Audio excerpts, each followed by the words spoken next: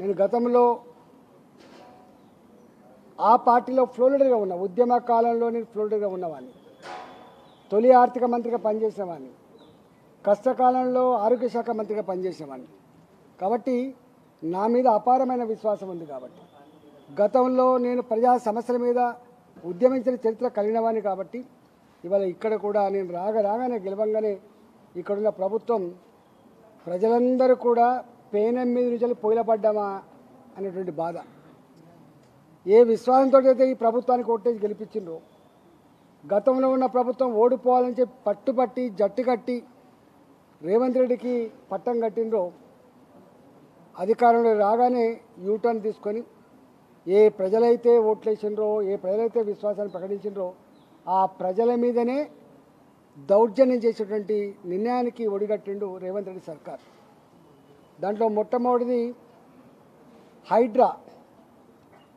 హైడ్రా పేరిట తానేదో సమాజ ఉద్ధారకునని చెప్పి, తానేదో గతంలో అక్రమాలు జరిగినాయి దాన్ని సరిదిద్దాలనేటువంటి నెపంతో అనేక బస్తీలకు, అనేక పేదల బస్తీలకు 40 ఏళ్ల క్రితం 50 ఏళ్ల క్రితం కట్టుకున్న బస్తీలు కావచ్చు, 40-50 ఏళ్ల క్రితం గ్రామ పంచాయతీ లేఅవుట్లో వెలిసిన కాలనీలు కావచ్చు, హెచ్ఎండిఏ ఉడవ లేఅవుట్ కావచ్చు, ఇవాళ అనేక కాలనీలకు ఇగో ఇది బఫర్ జోన్లో ఉంది, ఇది ఎఫ్టీఎల్లో ఉంది, ఇది ప్రభుత్వ భూమిలో ఉందని చెప్పి వాళ్ళు నోటీసులు అందుకున్నప్పుడు, వాళ్ళు లబోదీపమని మొత్తుకున్నప్పుడు కనికరం రాలే ఈ ప్రభుత్వానికి.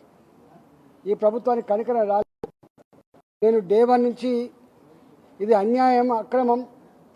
ప్రభుత్వం అనేది ప్రజల కళ్ళల్లో సంతోషాన్ని చూసే ప్రయత్నం చేస్తుంది, కానీ ఈ ప్రభుత్వం కన్నీళ్లు చూసే ప్రయత్నం చేస్తుంది.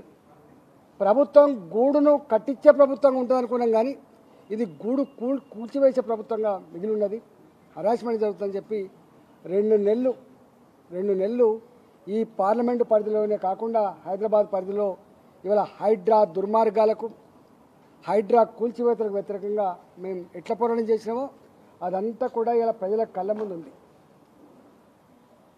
మూసీ ప్రక్షాళన పేరిట రియల్ ఎస్టేట్ వ్యాపారం చేయాలనుకున్నప్పుడు, మూసీ నెపంతో అనేక కాలనీలకు నోటీసులు ఇచ్చి కూలగొట్టాలని ప్రయత్నం చేస్తున్నప్పుడు ఇవాళ ఆ మూసీ ప్రక్షాళనలో భాగంగా మా రామంతపూర్, మా ఉప్పల్, మా ఎల్బీనగర్ ప్రాంతాలు, అనేక ప్రాంతాలలో దాదాపు మూసీకి అటుపక్క కిలోమీటర్ ఇటుపక్క కిలోమీటర్ నోటీసులు ఇచ్చి పెద్ద పెద్ద బంగ్లాలు, ఒక్కొక్క బంగ్లా 5 కోట్లు 6 కోట్లు బంగ్లాలు కూలగొట్టే ప్రయత్నం చేసినప్పుడు ఇవాళ పనిగిరి కాలనీ కావచ్చు, చైతన్యపురి పక్కకున్నటువంటి అనేక కాలనీలలో ఆ ప్రజలకు అండగా ఉండి వాళ్ళకి ఎట్లా ధైర్యాన్ని ఇచ్చి వాళ్ళని ఎట్లా కాపాడుకున్నామో వాళ్ళ కళ్ళ ముందు ఉన్నది. అలా అనేక సంవత్సరాలుగా డ్రైనేజ్ సమస్యలతో, తాగునీటి సమస్యలతో, రోడ్ల సమస్యలతో ఇవాళ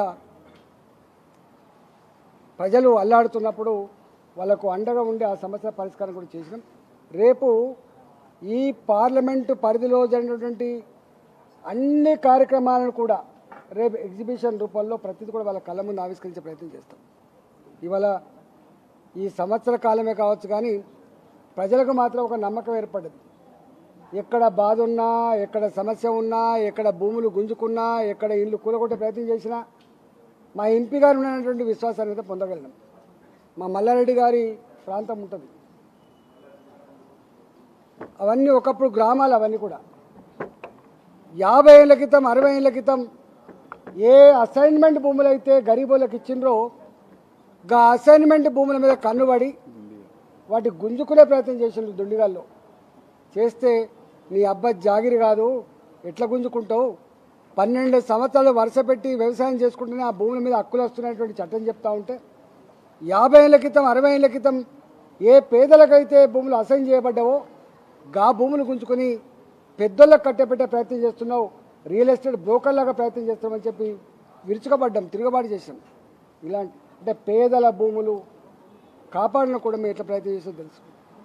బాలాజీ నగర్ అంటే మీ అందరికీ తెలుసు, జవహర్ నగర్, బాలాజీ నగర్, అక్కడ ఏనాడో రక్షణ శాఖ ఆ భూముల్ని అక్వైర్ చేసింది.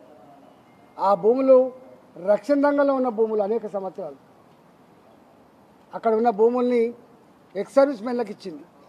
ప్రభుత్వానికి సంబంధం లేదు. అక్కడ ఎప్పుడో 50-60 ఏళ్ల క్రితం ఆనాటి ఆంధ్రప్రదేశ్ రాష్ట్రంలో లేదా దేశంలో ఉన్నటువంటి పేదవాళ్ళు పొట్ట చేత పట్టుకొని ఉపాధి కోసం వస్తే 40 గజాలలో 50 గజాలలో ఆనాడు జనసంచారం లేనటువంటి ప్రాంతాలలో ఇల్లు కట్టుకున్నారు. ఆ ఇల్లు కట్టుకుంటే వెలిసిందే జవహర్ నగర్, ఇవాళ బాలాజీ నగర్. 30 ఏళ్ళ క్రితం 40 ఏళ్ళ క్రితం ఏ కాలనీ అయితే వెలిసినాయో ఆ కాలనీలలో ఉండేటువంటి అంతకుముందున్న ప్లాస్టిక్ షీట్లు తీసుకొని కొంచెం బిల్డింగ్ కట్టుకుందామన్నా, అంతకుముందున్న రేకుల షెడ్ల జాగాలో ఒక బిల్డింగ్ కట్టుకుందామన్నా ఇవాళ అక్కడ గద్దల్లాగా వారిపోతారు బ్రోకర్లు, రెవెన్యూ అధికారులు వాలిపోయి ఆ పేదోడు 50 ఏళ్ల క్రితం వేసుకున్న గుడిసె, ఆ పేదోడు 50 ఏళ్ల క్రితం వేసుకున్న రేకుల షెడ్డు ఇవాళ బిల్డింగ్లా మార్చుకోవాలంటే 6 లక్షలు 7 లక్షలు లంచాలు ఇస్తే తప్ప అవి ఉండవు, లేకపోతే కూలిపోతాయి. ఆ బాలాజీ నగర్లో అరుంధతి నగరం ఉంటుంది. పాపం అంత దళిత బిడ్డలు ఆ కాలనీ నోటీస్ ఇచ్చాడు. ఇవాళ అలాంటి పేదల గుడిసెలు అలాంటి పేదల ఇళ్ళు కూలగొడుతున్నప్పుడు వాళ్ళకు ఓదార్చి అండగా ఉండి ఖబర్దారని చెప్పి హెచ్చరించినటువంటి ఉద్యమం కూడా ఇక్కడే కొనసాగింది. ఇట్లా చెప్పుకుంటూ పోతే ఇవాళ చాలా సమస్యలు ఉన్నాయి. దాదాపు సంవత్సర కాలంగా కంటి మీద కొడుకు లేకుండా ఇవాళ పేదల ఇండ్ల విషయంలో కావచ్చు, కాలనీల విషయంలో కావచ్చు చెప్తే ఒక గంటల తరబడి చెప్పినా ఉండదు. మా కూకటపల్లిలో నల్ల చెరువులో బిచ్చా